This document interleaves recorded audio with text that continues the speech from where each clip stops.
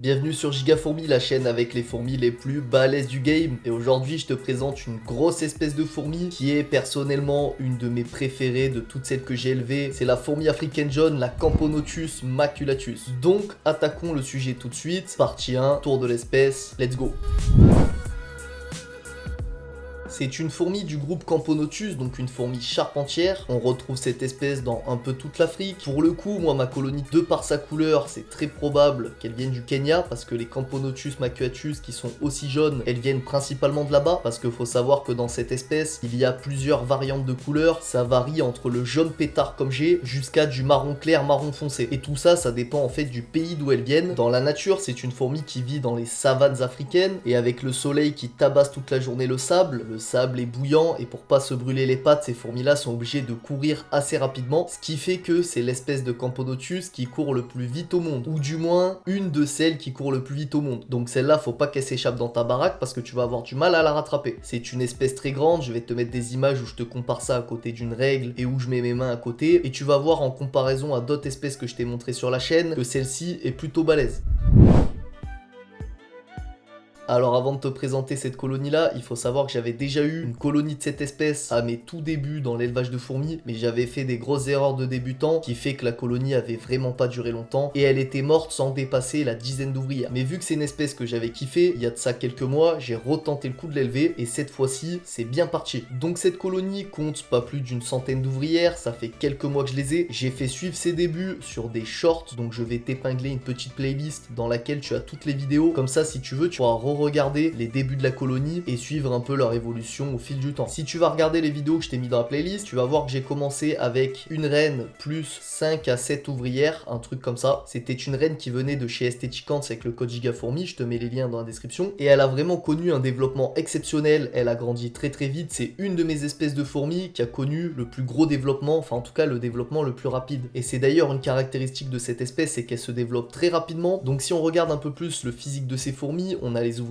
qui sont toutes jaunes, avec de temps en temps des petites taches sur leur fiac, c'est ce qu'on appelle le gastre, c'est leur cul quoi. La reine c'est pareil, elle est toute noire, mais elle a toujours aussi ces mêmes petites traces qu'on retrouve sur son fiac. Et les majors, eux, sont jaunes et noirs, ils sont magnifiques, donc il me semble que dedans il y a 2 médias et un major. Et souvent vous me demandez qu'est-ce que c'est un média, un major. En gros chez les fourmis t'as des castes, les minors c'est les ouvrières les plus petites, les médias c'est des ouvrières intermédiaires d'une taille moyenne, et les majors c'est les plus grosses avec les grosses têtes, etc. Puis après dans les castes t'as la reine, les mâles, etc. On va bientôt connaître une grosse vague de naissance dans cette colonie parce que tous ces trucs marrons que tu vois, ce sont des dizaines de cocons et dans chaque cocon est renfermée une future fourmi adulte. Donc chaque cocon, tu peux le compter comme un nouvel individu pour la colonie d'ici quelques jours, une semaine, 2 semaines, grand maximum. Donc voilà à peu près le tour rapide de cette colonie et de son historique. C'est une colonie à mon avis à suivre sur les prochaines années parce que si on arrive à la maintenir encore pendant quelques années, ça va vraiment être du grand n'importe quoi cette colonie. On va vraiment faire un truc immense. Dans cette partie, je vais te détailler comment je maintiens ces fourmis et quel matériel j'utilise, dans quelle ligne elles sont, etc.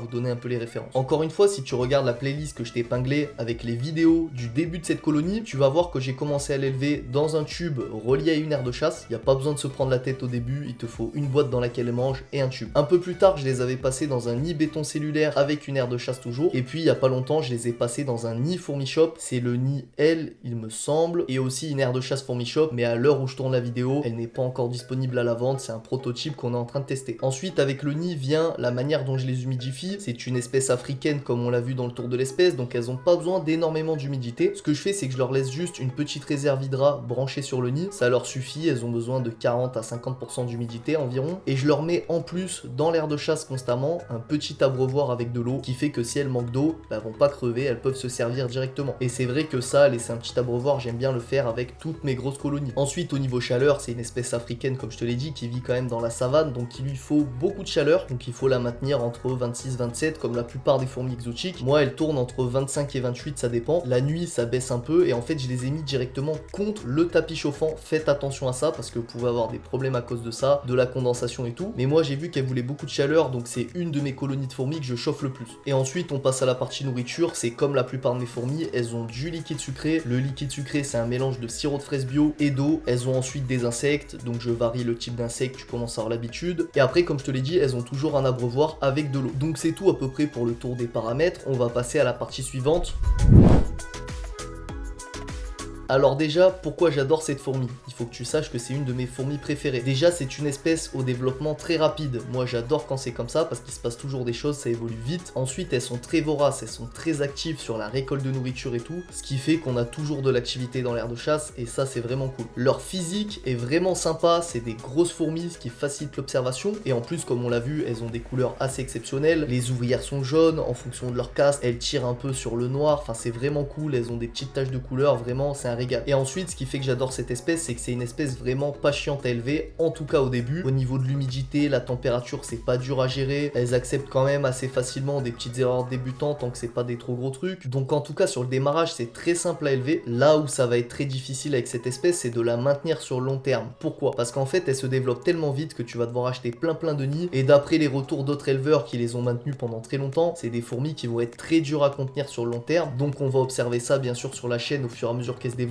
Alors du coup, si t'hésites à élever cette espèce, est-ce que je la conseille ou pas? Par exemple à un débutant qui veut commencer dans l'exotique, je pense que ça peut passer, mais il faut quelqu'un qui a du budget pour acheter des nids quand ça va vraiment grandir et pour acheter un peu de matos, parce que mine de rien, quand c'est une fourmi exotique, donc une fourmi qui vient pas de France ou d'Europe, il te faut en fait de quoi les chauffer, de quoi contrôler les températures, donc il va falloir que tu investisses. Mais je pense que pour débuter dans la fourmi exotique, franchement ça peut le faire, mais bien sûr comme avec n'importe quelle autre fourmi, il faut bien te renseigner avant de les acquérir pour être sûr que tu es en capacité, voilà, de les élever. Donc voilà à peu près tout sur le tour de la colonie. Je t'invite comme d'habitude à me dire en commentaire si toi aussi t'élèves cette espèce, si j'ai oublié des choses importantes à mentionner à leur sujet. Voilà, si t'as des remarques quelconques à faire, mets-les en commentaire, je lis tous les commentaires. Et je t'invite aussi à t'abonner pour pouvoir suivre l'évolution de cette colonie au fur et à mesure des mois, des années qui vont suivre, si on arrive à les maintenir. Et je te dis à la prochaine, ciao ciao.